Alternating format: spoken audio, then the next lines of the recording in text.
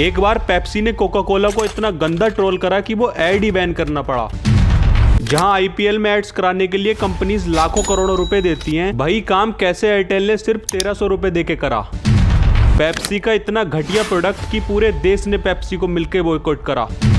जब एप्पल ने इतनी घटिया एड निकाली तो सैमसंग ने उसका पूरा फायदा उठाया। ऐसे ही जीनियस मार्केटिंग आइडियाज जो इस वीडियो में तुम्हें देखने को मिलेंगे, तो एंड तक जरूर देखना, पर पहले सब्सक्राइब कर दो। नंबर 12, कोका कोला ने जब 1990 में इंडिया में वापस एंट्री करी थी, तब इंडियन ब्रांड थम्स अप ने पूरा मार्केट घेर रखा था। तो ग्लोबल ब्रांड कोक को भी बहुत अच्छे से पता था कि वो थम्स अप को डायरेक्ट टक्कर कभी नहीं दे सकता। तो उन्होंने थम्स अप को खरीदने का ऑफर दिया, पर थम्स अप ने साफ मना कर दिया। यहाँ पर कोक ने बहुत खतरनाक चीज करी। थम्स अप के 62 प्लांट्स में से 58 प्लांट्स किसी और के थे, तो कोक ने वो सारे प्लांट्स खरीद लिए, जिससे थम्स अप का प्रोडक्शन बहुत कम हो गया। और जब इस बार कोक ने थम्स अप को ऑफर दिया, तो ना चाहकर भी थम्स अप को उनका ऑफर मानना पड़ा। कितनी चालू कंपनी है ना कोका कोला। नंबर 11, जब एप्पल की एक गलती का फायदा सैमसंग ने बहुत अच्छे तरीके से उठाया। ये तो आप लोग जानते हैं कि एप्पल और सैमसंग दोनों ही एक दूसरे के बहुत बड़े कॉम्पिटिटर हैं। जब एक बार एप्पल ने अपने आईपैड को प्रमोट करने के लिए एक अजीब सा एड बनाया, जिसमें एप्पल ने बहुत सारे क्रिएटिव टूल जैसे पियानो, गिटार, पेंट को हाइड्रोलिक प्रेस के नीचे कुचलते हुए दिखाया, जिससे एप्पल दिखाना चाह रहा था कि ये सब फीचर तो हमारे आईपैड में पहले से ही है। और इसकी वीडियो टिम कुक अपने ट्विटर अकाउंट पर डालते हैं, पर जनता इस पर बहुत नाराज थी। ट्विटर पर एप्पल को बहुत गाली पड़ी कि ये एक आर्टिस्ट की डिसरिस्पेक्ट है। तो उसके तुरंत बाद एप्पल ने माफी भी मांग ली और एड भी डिलीट कर दिया। पर फिर सैमसंग ने अनक्रश नाम का एक एड निकाला, जिसमें एक लड़की उसी जगह जाकर गिटार बजाती हुई दिखती है जहां एप्पल ने सब क्रश करा था। और उस एड की टैगलाइन थी, creativity can not be crushed.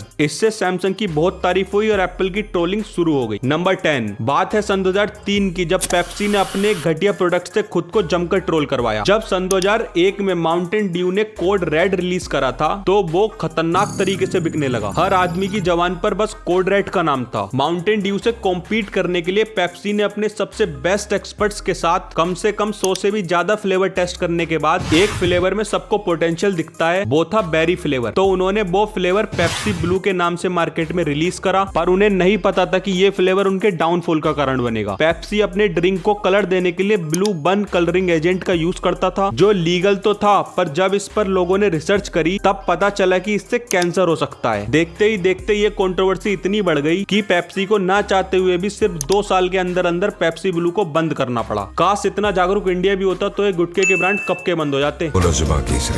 Number 9, सन 2015 में जब मैकडोनल्ड्स ने खुद को ही खूब जम के ट्रोल करवाया। सन 2015 में बर्गर किंग अपने सबसे बड़े कॉम्पिटिटर मैकडोनल्ड्स को एक ऑफर देता है कि हम दोनों के सबसे फेमस बर्गर मैकडोनल्ड्स का बिग मैक और बर्गर किंग का वोपर, दोनों को मिलाकर एक यूनिक बर्गर बनाया जाए, जिसका नाम होगा मैक वोपर। और उस बर्गर को सिर्फ एक दिन के लिए एक रेस्टोरेंट में बेचेंगे, जिसमें दोनों कंपनीज के एम्प्लॉय काम करेंगे। और उस दिन में जितना भी प्रॉफिट होगा उसे डोनेट कर दिया जाएगा, क्योंकि उस दिन इंटरनेशनल पीस डे था। इस ऑफर की लोगों ने जमकर तारीफ करी, पर मैकडोनल्ड्स ने ये करने से मना कर दिया, जिससे लोगों ने मैकडोनल्ड्स को बहुत ट्रोल करा। लेकिन आइडिया इतना बढ़िया था कि दूसरे बड़े रेस्टोरेंट बर्गर किंग के साथ पार्टनर करने लगे, जिससे बर्गर किंग की रेपुटेशन ऊपर हो गई और मैकडोनल्ड्स की सीधा नीचे गिर गई। नंबर 8 इज, जब कैंडीज के डिफरेंट फ्लेवर से पूरा मार्केट भरा हुआ था, तो इस एक टॉफी ने आके सारी टॉफीज को तो पीछे छोड़ा ही, इसके साथ साथ 300 करोड़ का बिजनेस भी करा। वो टॉफी है पल्स। तो जब ये कैंडी बन रही थी, तो राजीव कुमार, जो कि वाइस चेयरमैन है डीएस ग्रुप के, उन्होंने सिर्फ एक बात बोली थी कि कैंडी का टेस्ट इतना अच्छा होना चाहिए कि खाते ही आंखें बंद हो जाएं। तो कंपनी के फूड एक्सपर्ट्स ने मार्केट एनालाइज करने के बाद खट्टे मीठे मैंगो फ्लेवर के साथ नमक का फ्लेवर मिक्स कर दिया। ये टॉफी लोगों को इतना पसंद आई कि लोग 1-2 टॉफी नहीं बल्कि पूरा डिब्बा घर ले जाने लगे। पल्स इतना बिकी कि उसकी सेल्स ने मार्केट जायंट्स कोक और ओरियो को भी पीछे छोड़ दिया। नंबर 7, पेटीएम से सारे कॉम्पिटिटर बहुत डरते थे, क्योंकि जब पेटीएम शुरू हुआ था तो उसके पास 20,000 करोड़ की फंडिंग थी, मगर उसके बाद भी भारत पे, गूगल पे और फोन पे पेटीएम का सारा मार्केट खा गए। पर कैसे? सन 2016 में जब यूपीआई लॉन्च हुआ था, तो पेटीएम को लगता था कि यूपीआई कौन ही यूज करेगा, तो उन्होंने यूपीआई एक्सेप्ट ही नहीं करा। उन्हें लगा लोग पेटीएम वॉलेट नहीं छोड़ेंगे, पर लोगों ने छोड़ा, क्योंकि यूपीआई से हम लोग डायरेक्ट बैंक से ट्रांसफर कर सकते हैं, तो वॉलेट से कौन ही करेगा। पर जब तक ये बात पेटीएम को समझ में आई, तब तक फोन पे और गूगल पे सारा मार्केट ले चुके थे। नंबर 6, मान लो तुम्हारे पास कोई कंपनी है और तुम्हें उसका प्रमोशन आईपीएल में करवाना है तो तुम्हें लाखों करोड़ों रुपए देने पड़ेंगे। पर एयरटेल की जीनियस मार्केटिंग टीम ने आईपीएल जैसे बड़े टूर्नामेंट में अपना प्रमोशन सिर्फ 1300 रुपए में करा लिया। तो हुआ ये कि सन 2018 के आईपीएल मैच में एयरटेल ने रैंडमली सीट बुक करा ली और उस खाली सीट को टी शर्ट पहना दी जिस पर एयरटेल अपना 4G प्लान प्रमोट कर रहा था और उस टी शर्ट पर लिखा हुआ था I am watching this match live on Airtel 4G। और ये इमेजेस सोशल मीडिया पर बहुत तेजी से वायरल हुई। पर अगर इसका खर्चा देखा जाए तो टी शर्ट थी 300 रुपए की और टिकट थी 1000 रुपए की, मगर मार्केटिंग हो गई करोड़ों रुपए की। नंबर 5 इज इंडियन फैंस और पाकिस्तानी फैंस की लड़ाई तो देखी ही होगी, पर क्या तुमने इंडियन फूड कंपनी जोमेटो और पाकिस्तानी फूड कंपनी करीम की ट्विटर वाली लड़ाई देखी? दोनों ही फूड डिलीवरी कंपनी दोनों अलग अलग देशों में बहुत फेमस हैं। एक बार जोमेटो ने इंडिया पाकिस्तान के मैच से पहले ट्वीट करा था लाइट्स लगा ली, तो करीम ने रिप्लाई करा कि पाकिस्तान से हार जाना इंडिया के लिए प्री दिवाली गिफ्ट होगा। उसके बाद जोमेटो का रिप्लाई ही नहीं आया, पर जब मैच खत्म हुआ और इंडिया वो मैच जीत गया तब जोमेटो ने रिप्लाई करा दिवाली की हार्दिक शुभकामनाएं, मिठाई लेंगे, आंसुओं से पेट भर लिया। फिर कभी करीम का इस पर रिप्लाई ही नहीं आया। नंबर 4 इज बर्गर किंग पूरी कोशिश करता है मैकडोनल्ड्स को नीचा दिखाने की या उनका नाम खराब करने की, पर कभी कभी उनके मार्केटिंग आइडियाज उन पर ही उल्टे पड़ जाते हैं। तो एक बार बर्गर किंग ने अपने बर्गर को 34 दिनों तक सड़ते हुए रिकॉर्ड करा। उनका कहना यह था कि वो मैकडोनल्ड्स की तरह केमिकल्स या प्रिजर्वेटिव्स का यूज नहीं करते हैं, इसलिए उनका बर्गर दूसरी फल और सब्जियों की तरह सड़ रहा है। पर मैकडोनल्ड्स का बर्गर अगर तुम 2 महीने तक भी रखोगे तो वो इतनी जल्दी नहीं सड़ते हैं, क्योंकि वो लोग आर्टिफिशियल चीजें यूज करते हैं बर्गर बनाने में। और बिल्कुल यही चीज बर्गर किंग बताना चाहता था, मगर ये सब उन पर ही उल्टा पड़ गया, क्योंकि जब सड़ते हुए बर्गर की वीडियो लोगों ने देखी तो सब लोगों को घिन आ रही थी, जिससे बर्गर किंग की सेल्स 23% से गिर गई। नंबर 3, अमूल के डेयरी प्रोडक्ट्स तो बहुत बिकते हैं, अमूल का दूध, अमूल की दही, मक्खन और बहुत कुछ। पर अमूल अपना बिस्किट भी मार्केट में लाना चाहता था, पर बटर बिस्किट का पूरा मार्केट तो गुड्डे लेकर बैठा था। तो गुड्डे को डिफेम करने के लिए अमूल ने ट्विटर पर पोस्ट करा कि उनके बटर बिस्किट में सिर्फ 2-3% ही बटर है और 20% से ज्यादा वेजिटेबल ऑयल है, जो हेल्थ के लिए खराब होता है, लेकिन हमारे बटर बिस्किट में 25% बटर है और वेजिटेबल ऑयल तो है ही नहीं। पर जब गुड्डे ने पोस्ट देखा तो उन्होंने बहुत अच्छा रिप्लाई करा कि 25% वाले बटर बिस्किट में हमसे 7% ज्यादा कोलेस्ट्रॉल होता है, जो हार्ट की बीमारियों का रिस्क बढ़ाता है। और एंड में लिखा कि हर बार ज्यादा बटर होना ठीक नहीं है। नंबर 2 इज कितना मजा आता है ना जब 2 बड़ी बड़ी कंपनीज मोहल्ले वाली आंटियों की तरह लड़ती हैं। ऐसे ही एक बार कोका कोला ने अपनी ऑफिस के बाहर एक बड़ा सा बोर्ड लगाया जिस पर लिखा था 2nd फ्लोर, मतलब कि कोका कोला का ऑफिस 2nd फ्लोर पर है। पर पेप्सी ने इसके नीचे अपना बोर्ड लगा दिया और उस पर लिखा था एवरीवेयर। ठीक ऐसा ही फ्लिपकार्ट और स्नैपडील के बीच में भी हुआ। फ्लिपकार्ट ने अपने बोर्ड पर लिखा नहीं खरीदा,